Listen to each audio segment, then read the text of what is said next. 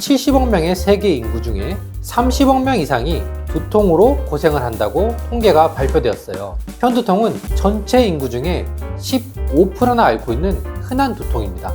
두통에 대한 진짜 정보를 나눠야 한다고 생각합니다.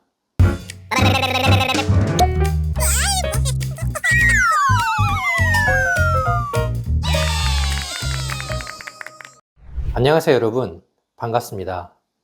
두통의 모든 것 조경하 원장입니다.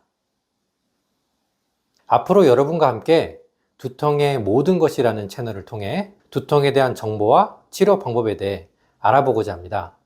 오늘은 두통에 관한 흥미로운 사실로 이야기를 시작해 보려고 해요.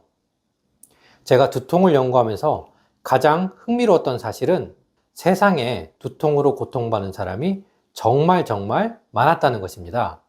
저는 주로 두통과 목 통증 환자를 많이 보는데요. 제가 두통과 목 통증을 깊이 있게 연구하게 되었던 것도 일반 환자를 보면서 생각보다 두통이나 목 환자가 많은데 집중해서 치료하거나 제대로 치료하는 사람이 적었다고 느꼈기 때문입니다.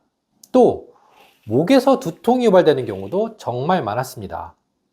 이러한 연관성과 치료법에 대해서도 차차 이야기를 나눠보도록 하고요.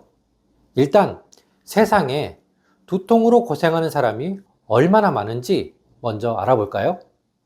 두통 환자가 얼마나 많길래 라고 생각하시겠죠? 엄청나게 많습니다. 2016년에 발표된 논문에 의하면 당시 70억 명의 세계 인구 중에 30억 명 이상이 두통으로 고생을 한다고 통계가 발표되었어요. 생각해 보세요. 여러분의 카카오톡이나 인스타 친구 둘 중에 하나가 두통을 알아보았다는 이야기입니다. 전 세계를 휩쓸었던 2022년에 코로나 누적 확진자 수가 6억 6천만 명이었으니까 30억 명의 두통 환자가 얼마나 많은지 알 수 있겠죠? 이렇게 두통 환자가 많다 보니 두통이 인류에 미치는 영향이 아주 큽니다. 두통이 일상생활에 장애를 유발하는 주된 질병이기 때문입니다.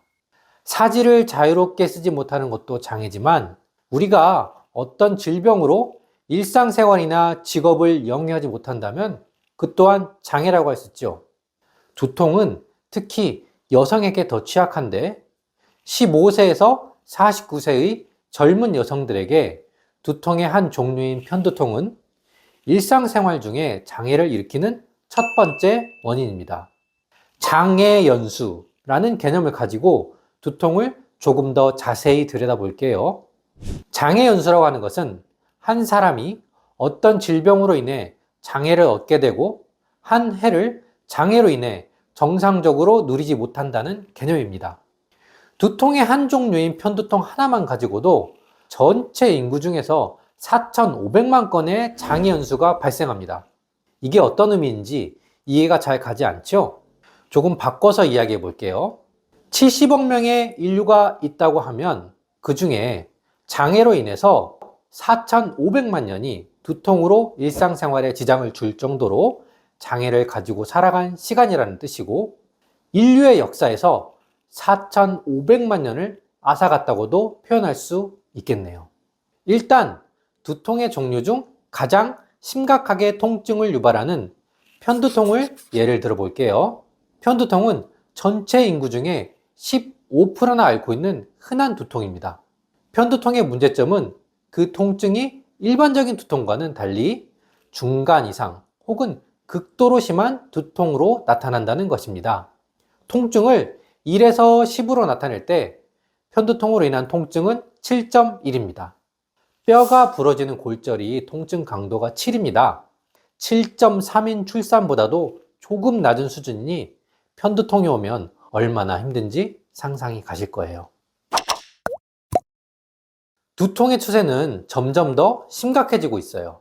방금 예를 들었던 두통 중에 가장 심각한 통증과 장애를 유발하는 편두통만 해도 1990년에 비해 2019년 편두통 환자가 40%나 증가했다고 합니다. 두통이 세계적으로 점차 심각해지면서 세계의 많은 사람들을 괴롭히고 있습니다. 두통은 정말 많은 사람이 겪고 있는 질환이고 그만큼 우리 주변에 널리 퍼져 있으며 또 많은 영향을 끼치고 있습니다. 자, 여기서 우리가 무엇을 할 수 있을까요? 먼저 두통에 대한 진짜 정보를 나눠야 한다고 생각합니다. 많은 분들이 두통약이라고 하고 진통 해열제만 복용하고 계신다거나 내가 어떤 두통을 앓고 있는지 어떻게 치료해야 하는지 정확한 정보를 가지고 있지 못한다고 봅니다. 또 진짜 심각한 두통을 앓고 있는데 그저 방치하면서 문제가 되기도 하죠. 이렇게 많은 사람이 앓고 있고 우리 삶에 많은 영향을 끼치고 있는 두통, 잘 알아야 대처할 수 있습니다. 앞으로 두통에 대한 중요한 정보를 이 채널을 통해서 공유하고자 합니다. 많은 관심과 응원 부탁드립니다. 여러분, 편안한 하루 되시고 두통 없는 하루 되시길 바랍니다. 감사합니다.